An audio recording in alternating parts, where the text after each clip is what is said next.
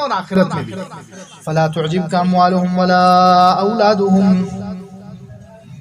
اب کسی کے ذہن میں یہ سوال ہو سکتا ہے کہ یہ منافق اتنے برے ہیں، نہ ان کے پاس ایمان ہے، نہ نماز ہے، نہ یہ اللہ کے راستے میں خرچ کرتے ہیں، پھر ان کے پاس اتنے مال کیوں ہیں؟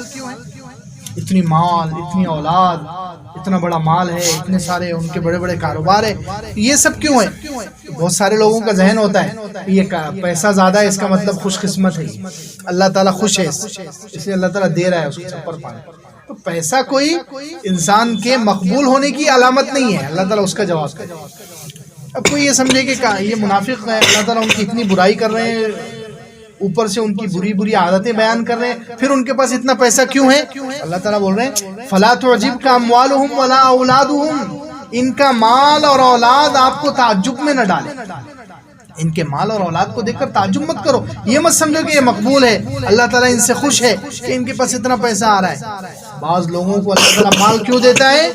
انما یرید اللہ لیعذبہم بہا فی الحیات الدنیا وتزہق انفسہم وہم کافرون۔ اللہ تعالیٰ چاہتا ہے کہ ان کو عذاب دے مال اور اولاد کے ذریعے سے دنیا میں۔ مال اور اولاد بھی بعض مرتبہ اللہ تعالیٰ کی خوشی ہونے کی دلیل نہیں ہوتی ہے، اللہ کے راضی ہونے کی نشانی نہیں ہے یہ۔ اللہ تعالیٰ بعض مرتبہ مال اور اولاد اس لیے دیتا ہے کہ ان مال اور اولاد کے ذریعے سے دنیا میں ان کو عذاب دے۔ مال اور اولاد بھی بعض مرتبہ انسان کے لیے عذاب بن جاتے ہیں، دنیا میں بھی، آخرت میں تو بنیں گے ہی وبال اگر ان کو صحیح تربیت نہیں کی، لیکن دنیا میں بھی مال اور اولاد عذاب بن جاتے ہیں۔ اور یہ ہم دیکھتے رہتے ہیں کہ مال اور اولاد، مال کے لیے انسان کتنی محنتیں کرتا ہے، عذاب یہ ہے وہ کتنی مشقت اٹھائے گا، راتوں کو جاگے گا، سردی گرمی برداشت کرے گا، لمبے لمبے سفر کرے گا، بیوی بچوں کو چھوڑ کر کئی کئی مہینے باہر رہے گا، جب جا کے وہ مال حاصل ہوتا ہے۔ پھر آنے کے بعد اس کی حفاظت میں کتنے پاپڑ بیلنے پڑتے ہیں، اس کی حفاظت کے لیے کیسا ٹینشن، اس کو بڑھانے کی فکر ایک انسان کے دماغ پر ہمیشہ سوار رہتی ہے کہ یہ کیسا بڑھے کیسا بڑھے، اور تھوڑا بھی نقصان ہوا تو پھر کتنا تکلیف ہوتی ہے۔ تو یہ سب عذاب نہیں ہے تو کیا ہے؟ جن کو دنیا سے محبت ہے ان سے جا کر پوچھو۔ اور کافر اور منافق کو تو ان کا تو سارا سہارا ہی دنیا پر ہے، سارا سہارا کائے پر ہے؟ وہ تو دنیا کو ہی سب کچھ سمجھتے ہیں نا، وہ تو سمجھتے ہیں سارا عیش یہی کرنا ہے، سارے مزے یہی کرنے ہیں، تو ان کا تو پورا بھروسہ، پورا تکیہ، پورا سہارا ہی دنیا ہے۔ تو جب وہ اتنی محنت سے مشقت سے کمائیں گے، پہلے تو کمانے میں الگ مشقت، پھر اس کو بچانے میں مشقت، پھر اگر خدا نخواستہ کوئی بیماری آ گئی یا مال میں کہیں نقصان ہو گیا تو ان کو کیسی ٹینشن ہوتی، تو یہ عذاب ہے۔ لیکن مومن ہے تو مومن کو اللہ تعالیٰ مال اور اولاد دیتا ہے تو یہ اس کے لیے عذاب نہیں ہوتا، اس کے لیے اور زیادہ آخرت کے سنوارنے کا ذریعہ بن جاتا ہے۔ لیکن سچا مومن ہونا چاہیے، سچے مومن کے لیے مال اور اولاد بھی اس کے لیے آخرت کے درجات بلند کرنے کا، نیک اولاد اگر بنا دیا، اولاد کی تربیت کر دیا تو حدیث میں ہے کہ وہ تو اس کے لیے صدقہ جاریہ بن جائے گی۔ مال بھی اسی طریقے سے، یہاں بیٹھے بیٹھے ہم جنت میں بڑے بڑے محل تعمیر کر سکتے ہیں، آخرت کے بڑے بڑے درجات حاصل کر سکتے ہیں مال کے ذریعے سے۔ لیکن یہی مال کافروں اور منافقوں کے لیے بہت عذاب کی چیز ہے، مصیبت۔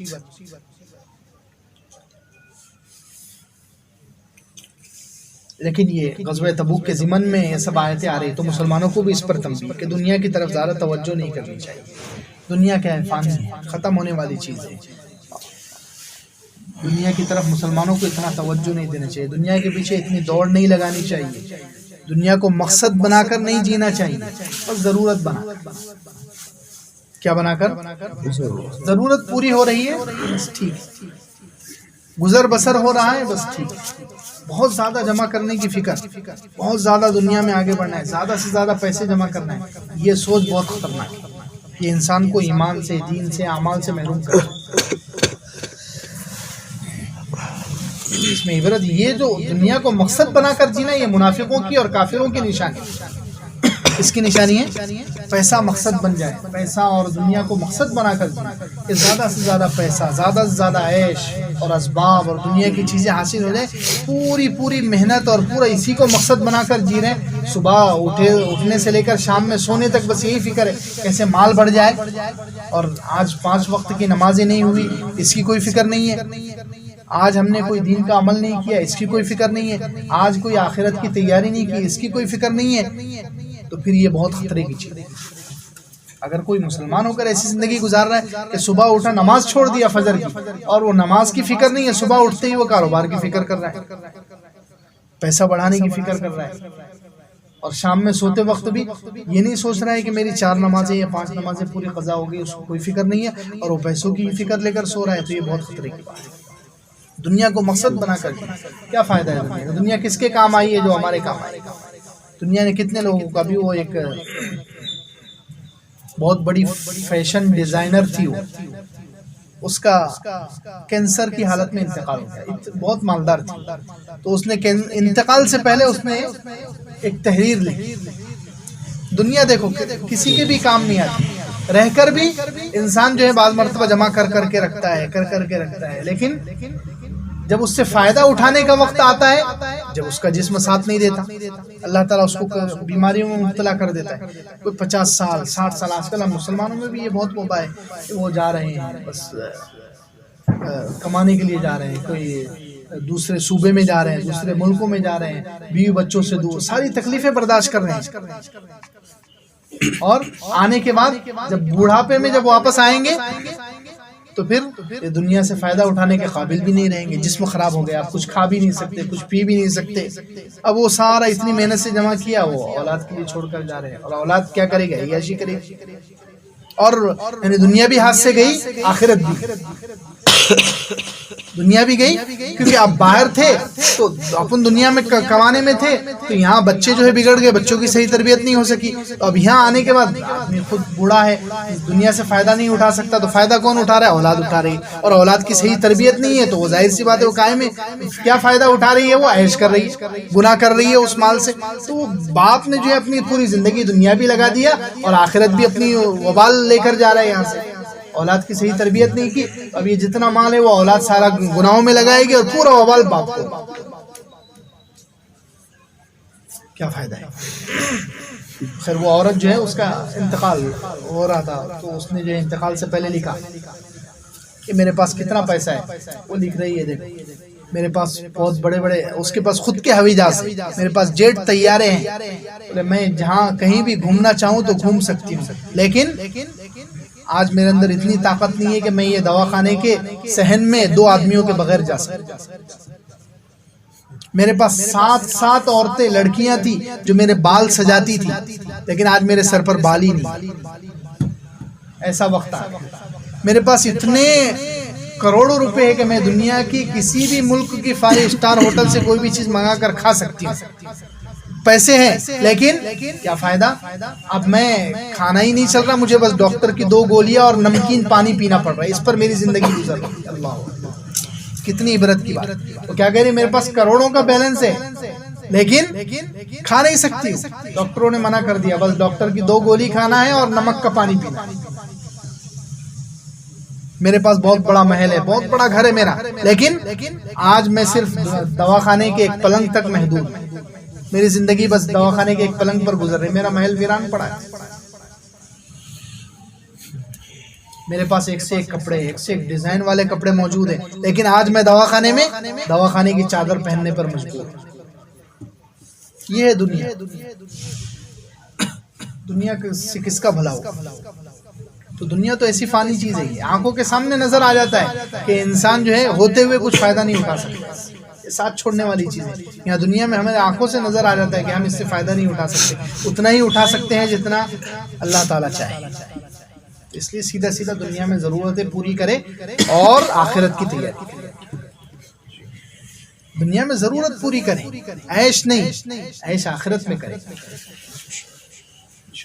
فلا تعجبک اموالهم ولا اولادهم، ان کا مال اور اولاد آپ کو تعجب میں نہ ڈالے۔ انما یرید اللہ تعالیٰ تو چاہتا ہے لیعذبهم بها فی الحیات الدنیا، کہ دنیا میں ان کو عذاب دے ان مال اور اولاد کے ذریعے، وتزهق انفسهم وهم کافرون، اور ان کی جان نکالے کفر کی حالت میں۔ بعض لوگوں کو اللہ تعالیٰ مال اور اولاد دیتے ہیں لالی پاپ کے جیسے کہ چوستے رہو تاکہ تمہیں دین کی طرف آنے کا ذہن ہی نہ بنے تمہارا، اللہ تعالیٰ نہیں چاہتے کہ یہ دین کی طرف آئے، اتنا اللہ تعالیٰ ان سے ناراض ہے، اتنے انہوں نے گناہ کیے اور اپنا دل اتنا کالا کر دیا کہ اللہ تعالیٰ کو ان سے اتنی نفرت ہو گئی کہ اللہ تعالیٰ ان کو مال دے کر ان کا دل بہلا دے کہ اتنے مشغول رہو دنیا میں کہ ایمان لانے کی طرف تمہارا ذہن ہی نہ جائے، میں چاہتا ہوں کہ تمہاری موت کفر میں آنی چاہیے۔ اللہ تعالیٰ حفاظت، کتنی بری حالت ہے۔ لوگ تو سمجھتے ہیں، ہم تو سمجھتے ہیں بڑا خوش قسمت ہے، بڑا پیسہ کما رہا ہے، بڑا اس کو جو ہے روزانہ ترقی مل رہی ہے، روز اس کی ایک نئی دکان کھل رہی ہے۔ ارے اللہ کے بندو، یہ تو کہیں ایسا تو نہیں ہے کہ اللہ تعالیٰ چاہ رہے ہیں کہ وہ کفر پر مر جائے، نافرمانی پر مر جائے اور اس کا دین کی طرف آنے کا اور اللہ کی طرف آنے کی طرف اس کا ذہن ہی نہ جائے۔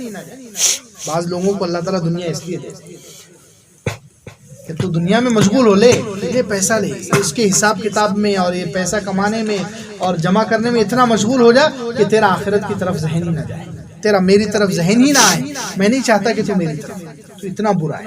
اللہ حفاظت۔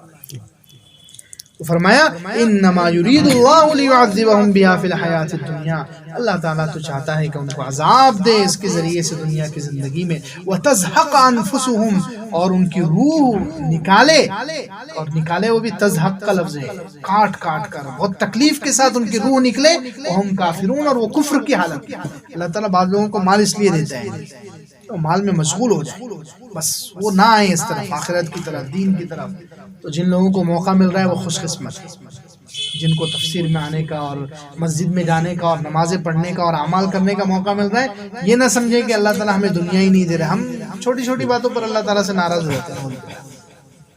اللہ تعالیٰ ہمیں یہ نہیں دے رہا ہے، یہ گاڑی نہیں دے رہا ہے، میری یہ خواہش پوری نہیں کر رہا ہے۔ ارے اللہ تعالیٰ نماز کی توفیق دے رہا ہے، بہت بڑی بات ہے۔ اللہ تعالیٰ آپ کو عمل کی طرف بلا رہا ہے، بہت بڑی بات ہے۔ اللہ تعالیٰ آپ کو آخرت کی یاد کی طرف بلا رہا ہے، بہت بڑی بات ہے۔ دین کے کسی کام کی توفیق دے رہا ہے، بہت بڑی بات ہے۔